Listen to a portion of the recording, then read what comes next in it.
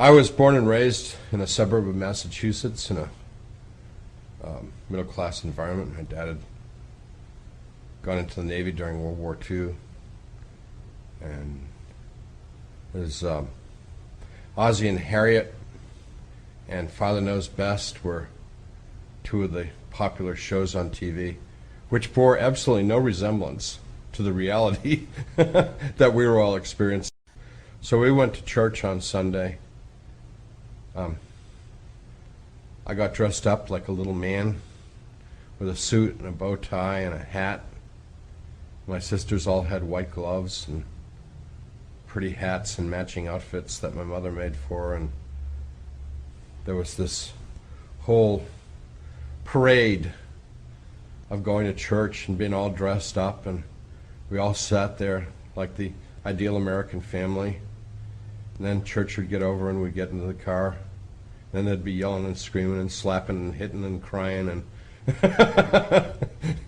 and church seemed like this ideal that was far removed from the reality. It was beginning to be real disillusioned with the church because of the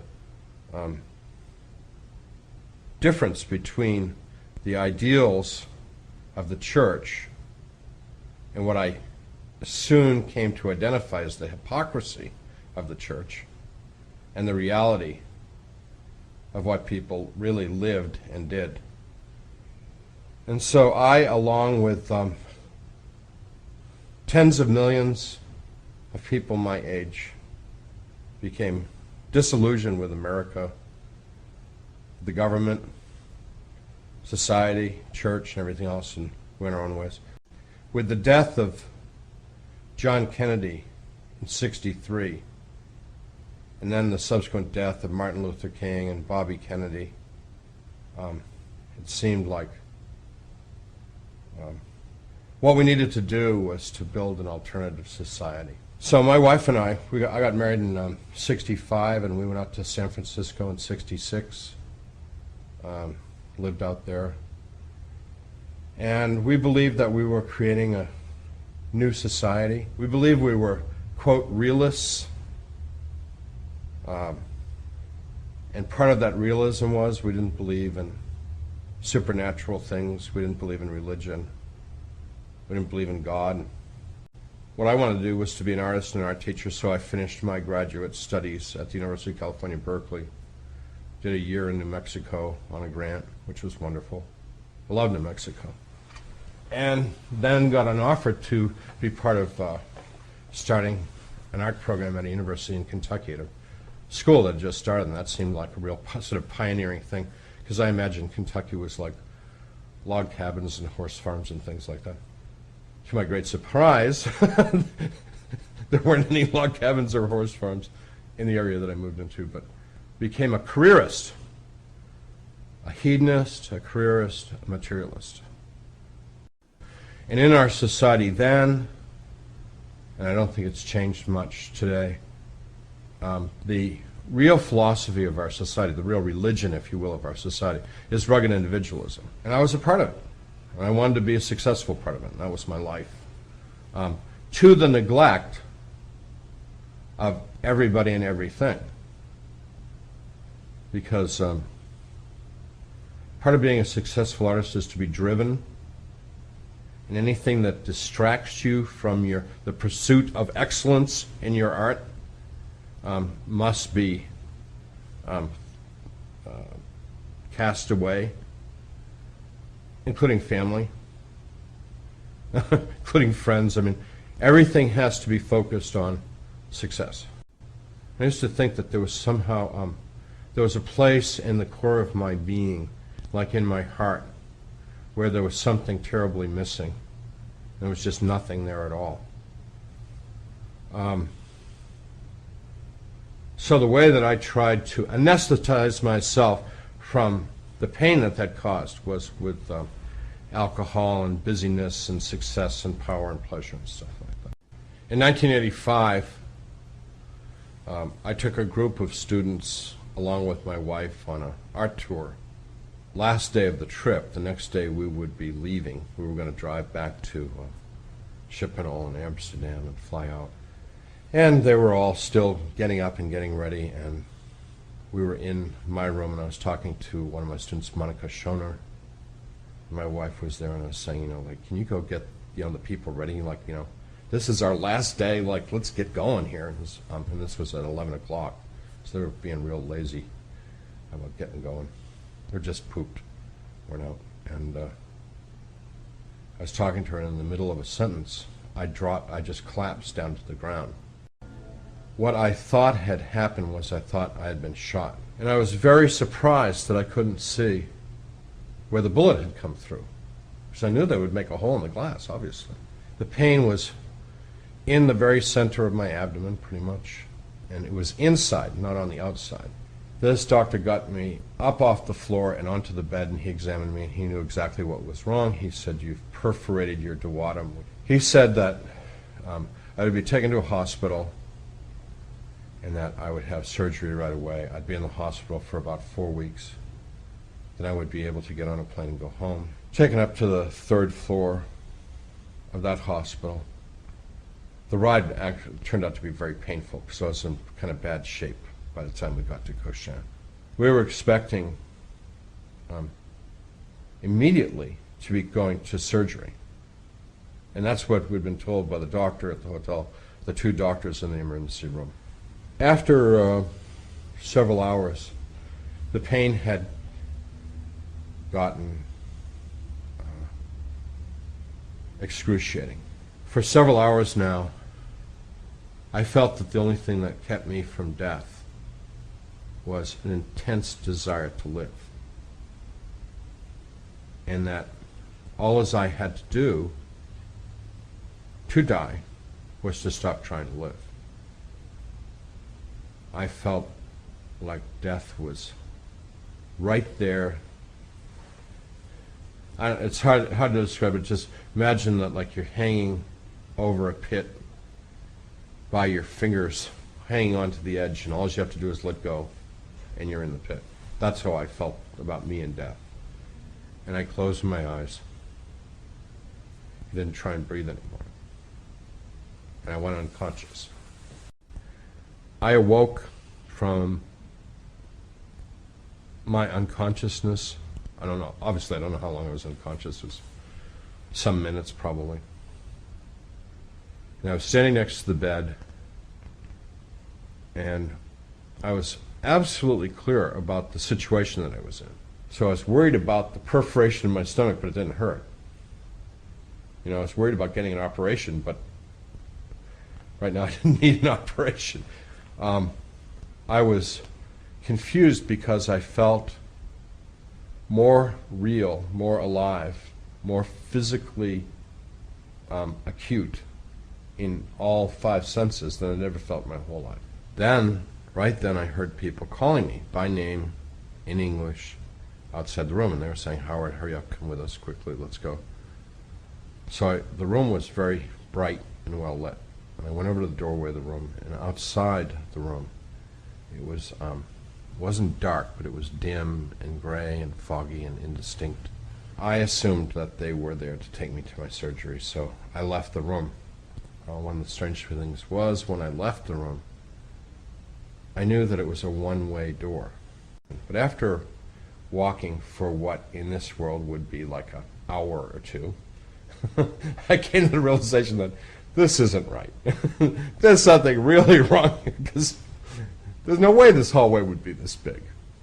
And now the hallway wasn't a hallway anymore. It was just space that we were walking through. And there were no walls or ceiling or windows or stairs or anything. It was just we were walking in space. When I would ask them questions, usually the answer was, "Shut up. We don't have time. You'll find out. Don't ask questions. Be quiet." There's more and more people, and it's gone from dim to just plain dark, absence of light. People have gotten really rude now. People are talking about me, and when I would say, like, "Are you talking about me?" they'd just like hush up. About me, they'd just like hush up, or someone would say, "Shh, don't let them hear you." Stuff like that. Getting really paranoid. they said, "You're almost there," and they started to push and pull me in the direction that we've been going. And so I tried to resist them. And the more I resisted, the more they fought, pushing and pulling. And then they were beginning to hurt me, so I was trying to hurt them back by punching them and kicking them, and they were mostly scratching and biting at first. There were a lot of them now. I have absolutely no idea. Maybe as few as some dozens, maybe as many as hundreds. But it was just a melee with me in the very center of it, and everyone trying to get in. I felt very strong, felt very powerful, and I'm doing everything in my power to resist them, which was completely futile because there's so many of them. I also noticed that anything I did to them had absolutely no effect on them whatsoever. And I also realized that they were feeding off my emotion, which was terror. And along with this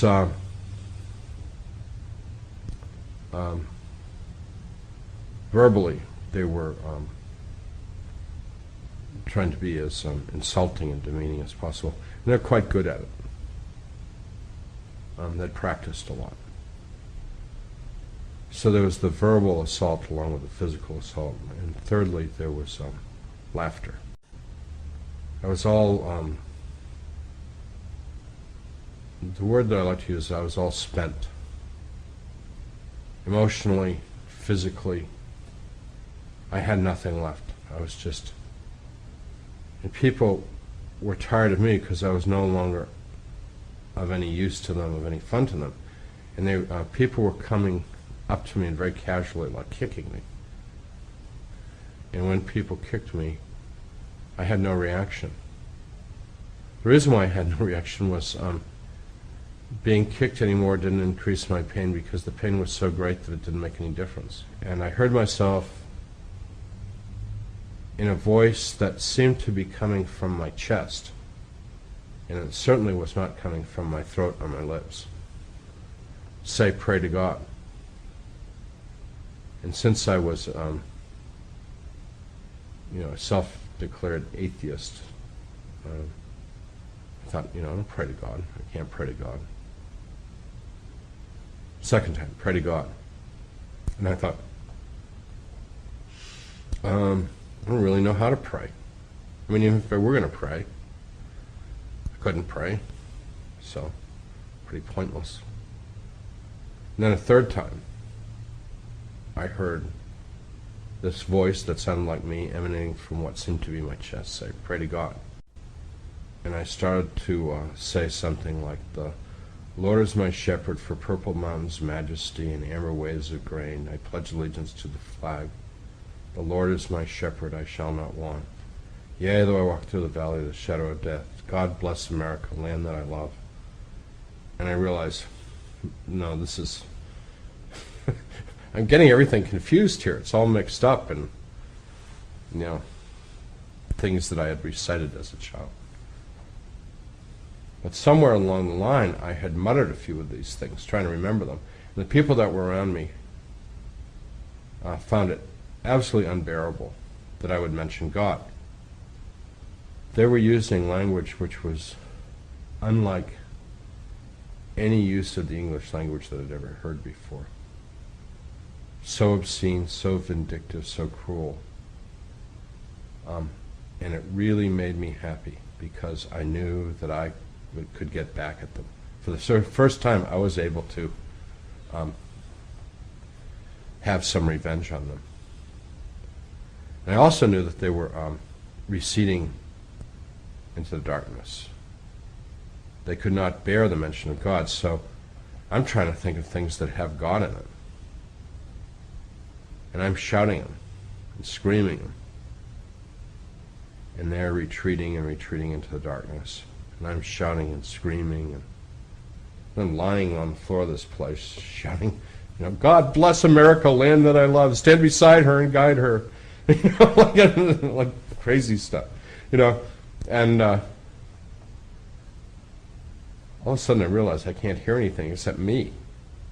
So I stop and I listen, and there's no sound up there. So I yelled out in the darkness, "Jesus, please save me." And he appeared as a spot of light and very rapidly got very bright and very big and came over me in an impossibly white light. And he reached down and picked me up and lifted me up to him. And in his light, I saw myself for the first time, and I was gore. I was just all gore. Horrible, disgusting, unrecognizable, unrecognizable as a person. And when he touched me, all the gore and wounds, it was like they were made of fine dust, like flour or confectionery sugar. And it was like his light just blew all the gore away. Impossible to describe. Very frustrating, because if I could describe it in any way, it would be quite impressive to people, but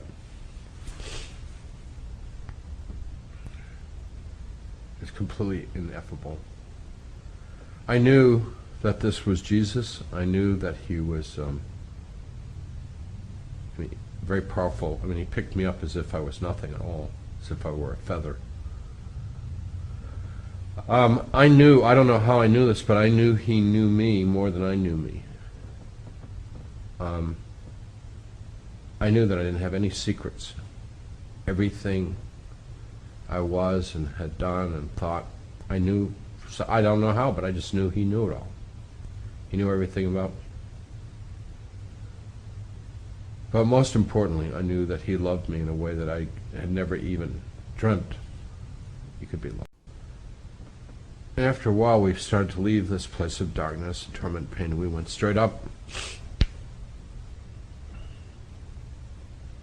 And I think we were moving pretty fast. Pretty hard to tell, but we were making a lot of progress quickly. And I could see far, far away the focal point of light that we were headed towards, and that everything around us moved in relationship to that focal point. In other words, everything was either moving towards that focal point or moving away from that focal point of light. And all of a sudden I knew that somewhere in that focal point of light was God, and we were going there. And I thought to myself, they've made a terrible mistake. I'm garbage. I don't belong here. And with that, we came to an immediate halt, and he spoke to me for the first time directly into my mind, having heard my thoughts, knowing all my thoughts. And he said, "We don't make mistakes, you do belong here." And so we began to converse. Him knowing everything that I thought, and me hearing his voice in my mind, not going through my ears.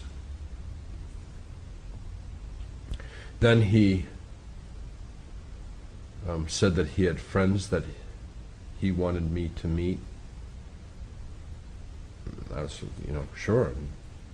He made musical tones, musical sounds, and other people of light came to us and hung. We were all hanging in space, sort of halfway between the world of dark and the world of light. And we're hanging there, and they began to try and put me at ease. Fairly shortly, they made it clear that what they had come to do was to show me their record of my life. And what I came to understand was these people at different times in my life, sometimes singularly and sometimes in groups, had been with me during my life, and they had recorded my life. So what they were showing me was their record of my life, not my record of my life. And we did in chronological order from a baby forward. And they only showed me episodes. There'd be this episode, then we'd skip some time, and then we'd see this episode. So it wasn't like I saw my entire life or anything like that. It was like their selected record. And what they were showing me was how I had interacted with other people. After a while, it became very evident that's all they were interested in was how I had interacted with other people. And to put it in a word, compassion. They only had one criteria for evaluating my life, and that was whether I had been compassionate or not compassionate towards other people. So things started off pretty good as a kid, and then they,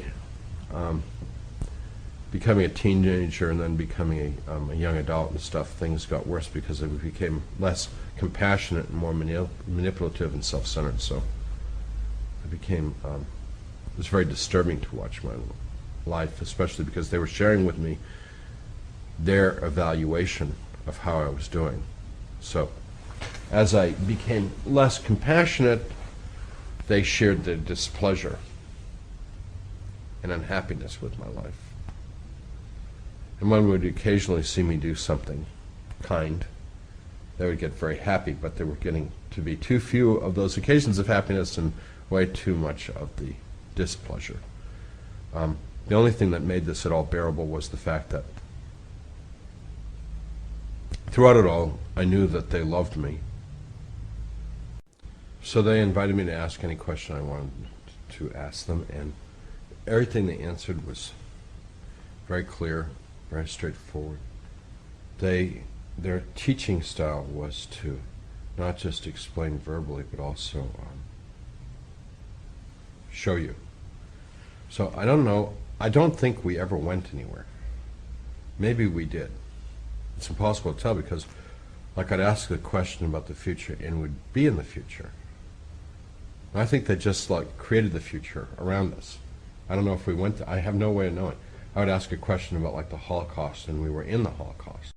I wanted to go on. I wanted to go on to heaven. I wanted to go on to experience the wonders and the joys and the beauty of heaven.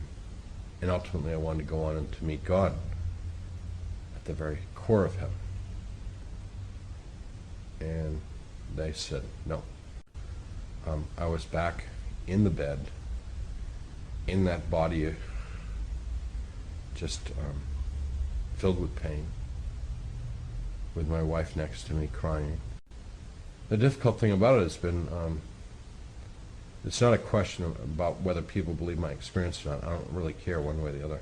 I mean, it really doesn't matter to me because, like, I had my experience, it was real, and whether someone believes it or not, you know, that's up to them. It really doesn't contribute or detract from my life one bit. What I do want people to know about is the reality of God and Jesus Christ. That matters to me a great deal. And I live to evangelize. I live to spread the good news of Jesus Christ. That's what I live for.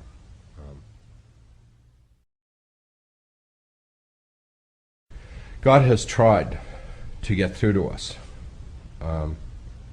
literally millions and millions and millions of times. Matter of fact, everybody has access to God. All they have to do is to, we call it prayer, call it meditation, call it contemplation, but if you really sincerely seek God, God is not that hard to find.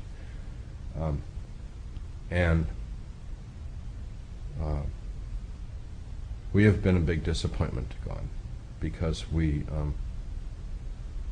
have just consistently refused to listen to God.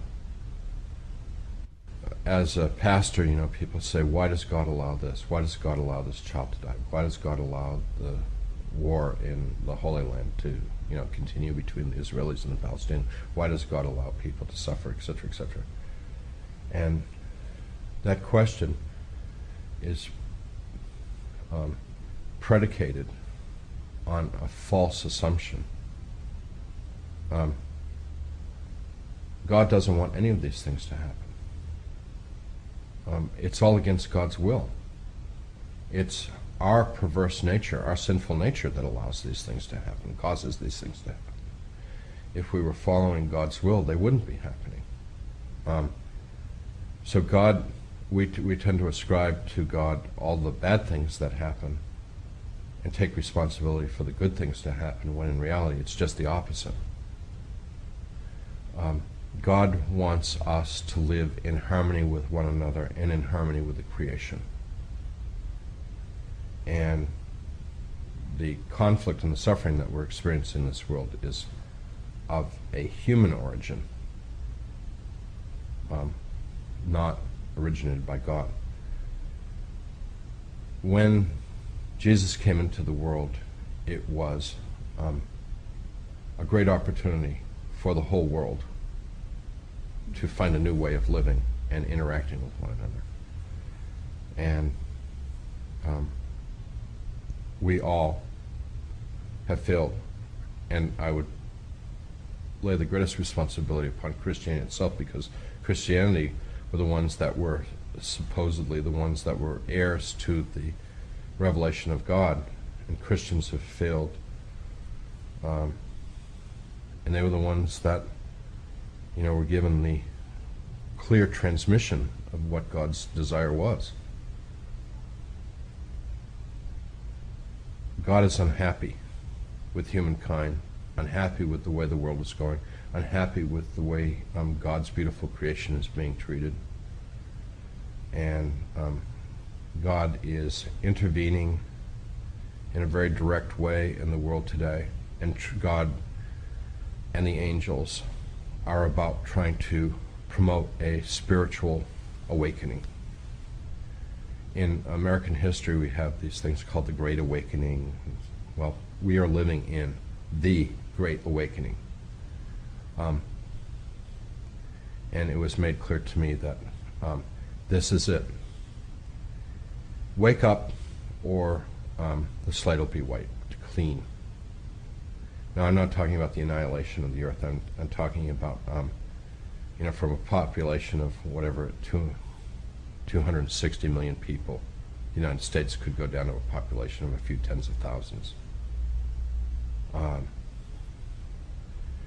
We, the United States, who have been given the great blessing, more than any other nation, more than any other peoples in the history of the world, we've been given the blessing. We have the power and the material wealth to be agents, in church terms they're called missionaries, but agents of transformation to this world. And we have not fulfilled God's expectation of what we're supposed to be doing, which is bringing about not just material prosperity and security and well-being to the rest of the world, but more importantly, moral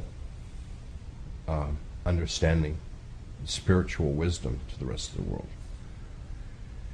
And in truth, if one has traveled around the world and you speak to foreigners about what the United States represents, what we represent to the rest of the world is violence, conquest, domination, exploitation, evil, pornography. And by pornography, I'm speaking more about the pornography of violence and abuse than just sexual pornography. And the United States has been given this role because we've been given this blessing. And we need to work on our awakening, which, going back to religious terms, is conversion. And we need to be doing it now. In the near future, it's going to be too late, and some other people will be chosen. We will lose the blessing. One of the follies that we live in is we think we deserve to be the richest, most powerful nation in the world. That's wrong. We don't deserve it. We don't deserve it at all. It's a gift from God. God can take the gift away as God has given the gift. and it will be catastrophic. And this country will simply be the lowest nation in the world instead of the highest, the poorest nation in the world instead of the richest, the weakest nation in the world instead of the strongest, and some other nation will be called to show the world the way of Jesus Christ. I don't know how it's going to play out, because I was shown possibilities, and I don't know if those possibilities are the way things may be or the way things will be. I don't know. I'm not clear on that.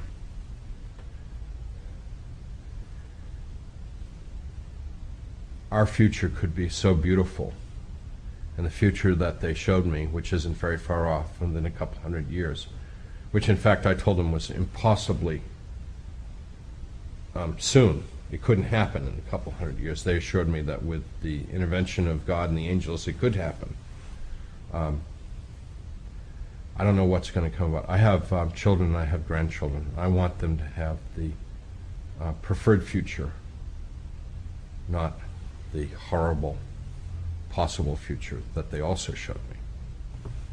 And it's all about a heart change. We need to use our wealth. We need to be using our power to bring God's love and God's goodness and God's blessings to the whole rest of the world. And my experience happened in 1985. I've seen signs of good happening, and I've seen signs of bad happening, and I just don't know which way we're going. And I'm doing everything that I can with my life to be on God's side. They also told me that there is no sitting on the fence. You are either working for God's good or you're opposed to God's good. To be indifferent to God's good is to be opposed to it. There's no middle ground. In this, if you will, battle between good and evil, there's nothing in between. You know, I would say that most people say, well, you know, I mean, I'm good, I'm not doing any harm. That's not good. That's evil. You have to be out there loving God, loving your neighbor, and living that. If you're really, you know, part of God's plan for this world. This is the day, this is the moment to decide which way you're going to go. And all those seemingly hysterical, fundamentalist, evangelical preachers that are out there screaming and yelling are right on target. You know, their message may be a little harsh and their means may be a little too confrontational, but they're right. You know, we need to convince people that they have to make a decision, whether they're going to be on God's side or they're going to be opposed to God.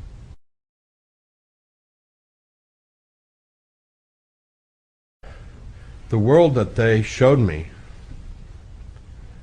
in the near future, in a couple hundred years from now, is a world that is difficult for me to understand or accept. There was what I saw was no visible signs of technology. If there was technology, they hid it from me, or it was so subtle that I couldn't even see it. You know, maybe that's the case, but I assumed that, like, in the future, it would be a world of, like, high technology, and they showed me a world of not low technology, of no technology, where people's relationship with God, with the creation, and with one another was so intense that human beings controlled the weather of the planet. Not just for the welfare of human beings, but for the welfare of the entire planet. Everybody in the world was telepathically connected to everybody else in the whole world. People raised food by simply, I don't know, meditating or thinking about the food, and the food would just grow, and then they would pick it and eat it. I mean, it was, you know, not instantaneous, but it just happened before your eyes. I mean, a cabbage would grow from a seed to a full-blown cabbage in a matter of a few minutes. People lived in small communities. People could move from community to community freely if they wanted to. Most people didn't move around very much. Some communities put an emphasis on music, some communities put an emphasis on science, some communities put an emphasis on celebration, liturgy, worship. Some communities spent their time on physical relaxation and enjoyment, and, sports, and that sort of thing. Some communities were very contemplative and did seemingly very little. Some communities were very active and sort of like were very much engaged with their environment, sort of what we would call gardeners, but they were literally environmental sculptors, you know, making these very beautiful places with the vegetation and the geology around them. I mean, different communities had different emphasis, but they lived in total harmony with the flora and the fauna around them, in complete harmony with one another, and the main emphasis of every community was the individuals in the community, and most especially the children. When people had experienced what they felt was their full life experience, there would be a great celebration, and they would lay down, and they would die, and their souls, their spirits, whatever, would be raised up to heaven. Dying was not seen as a sad thing or grievous thing. It was a joyous time. It was like it was celebrated as a birth. People ate simply, dressed simply. From what I was shown, there were no possessions other than the clothes on their back and a few simple instruments like musical instruments or tools or things like that, which were pretty much shared communally. It was a world that's very difficult for me to make any sense of it, because it's like, you know, there was great happiness, there was very little suffering, there was no disease because people could, with laying on of hands, people could heal diseases immediately. The only real suffering that they showed me was sometimes people felt a sense of separateness, and the community would allow these people to feel that, but they would pray for that person, they would surround that person with love and bring that person back into the community. So it was possible for people to move a little bit away from the spirit of the community, but they were brought back into the community. No one was left, no one was ever lost for very long. But it was important sometimes for people to feel, you know, to appreciate what they had. They needed to, you know, lose a little bit of it once in a while. The Spirit of Christ lived in every heart, fully and completely.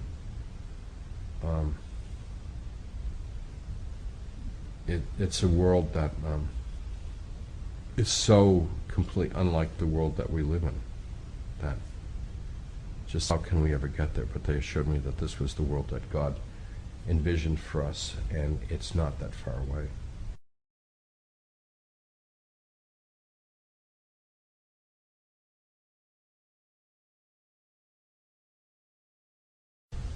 One of the questions I asked them about was, what was heaven like? And I shouldn't tell you the answer, because anybody that really knew what heaven was like wouldn't want to be here anymore, and they'd want to be there.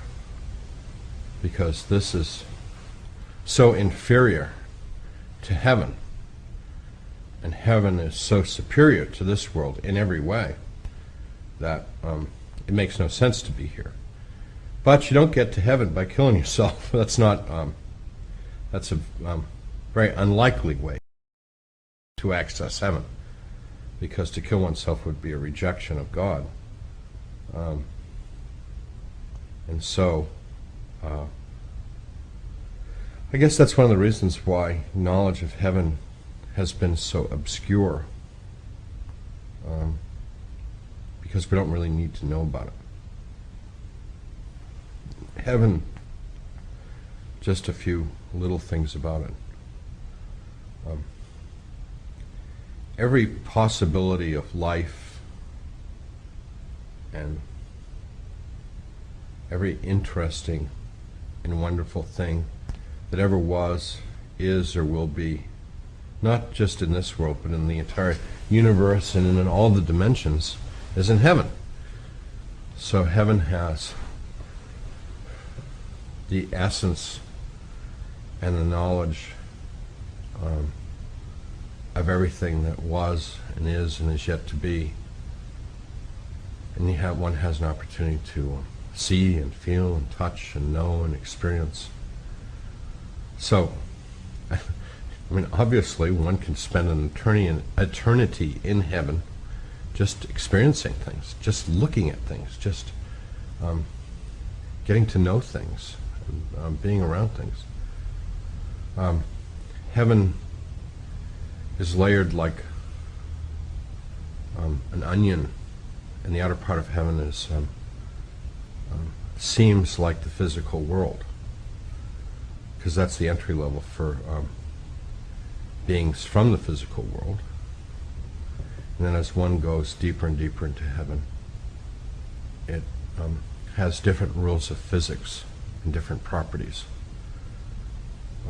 So it gets more and more wondrous and mysterious and interesting the deeper you go into heaven. And at the core of heaven, at the very center of heaven, is God, and a vast array of beings who have become so holy. And by holy, I mean W-H-O-L-L, was it L-E-Y, I guess, and H-O-L-Y, become so whole, so complete, that there's no longer any doubt, any blemish, any shadow, any hesitancy, and they are ready and eager to be one with God, to be in communion with God. People don't come to that easily, but it is the desire of all beings to come to that place where they are in communion with God. And in the center of heaven, people are invited to participate with God in the ongoing act of creation. And the way that they participate is by bringing their uniqueness, their self, their personality, their life experience to God. And the only analogy, I mean, the way they explain it to me in the analogy is that they now become part of the song of creation. Or as it's been said, they become part of the heavenly choir. God is the conductor and composer of the song of creation, but each of us gets to bring our own unique self, our own unique instrument, voice, into that choir and participate with God in that. And the song of creation is in fact the creation. Or, to put it another way, we are being sung by God in the heavenly choir. And if God in the heavenly choir to cease the song, there would be no physical universe. There would be no time, there'd be no space, there'd be no matter, no energy, because in fact what the universe is vibratory states of space created by the song of creation. And that's who and what we are and what we experience. And so we come back to our source. We emanate from there. It's our origin and our source, where we come from. We come out into this world and have a variety of experiences, even including the bizarre experience of thinking that we're somehow separate and unique and apart from all of that. Things that we're here to learn is how utterly connected and dependent we are in all of that. We're all connected. We're all, in a sense, part of the one. And so what we get to experience in this life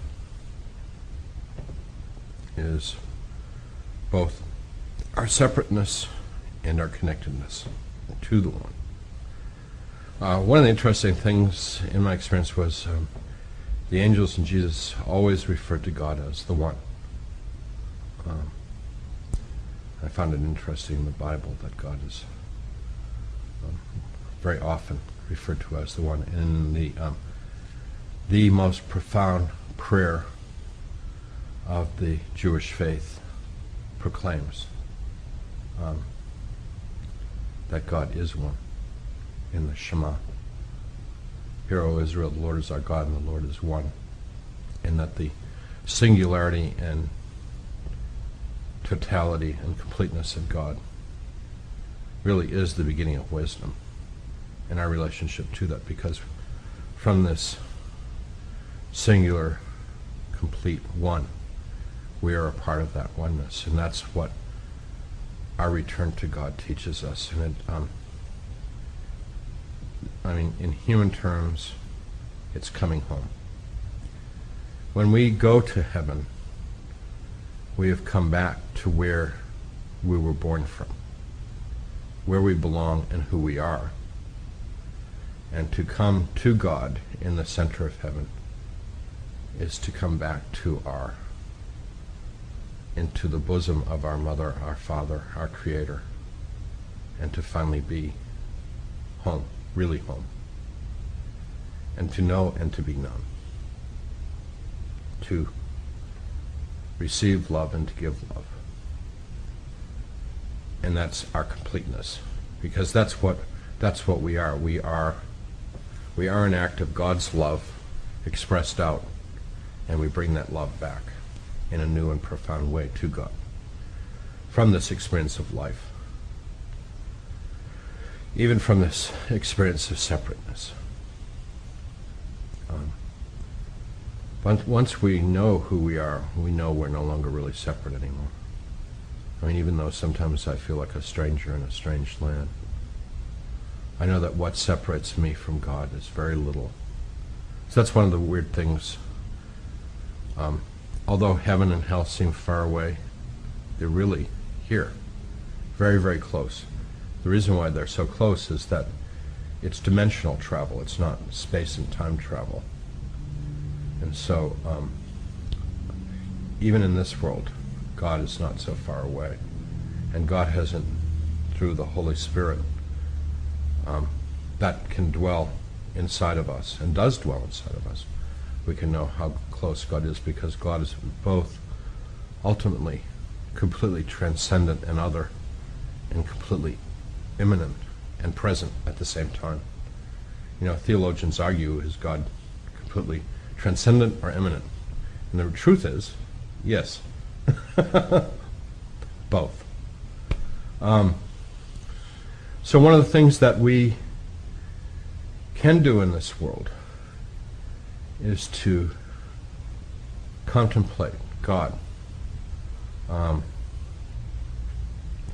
contemplate the love of God, contemplate the closeness of God, contemplate the beauty of God, the completeness and singularity of God. Bible says all things work for God's good purpose for those who love God. Because the reality is, and this is one of the big profound truths that the Bible's trying to teach us, is that God wins. Ultimately, it's all about God. And it's all from God and returns to God and is of God. And all this sense of separateness and sin and chaos and evil are all things that we need to work our way through to return to the completeness and perfection of that which is God.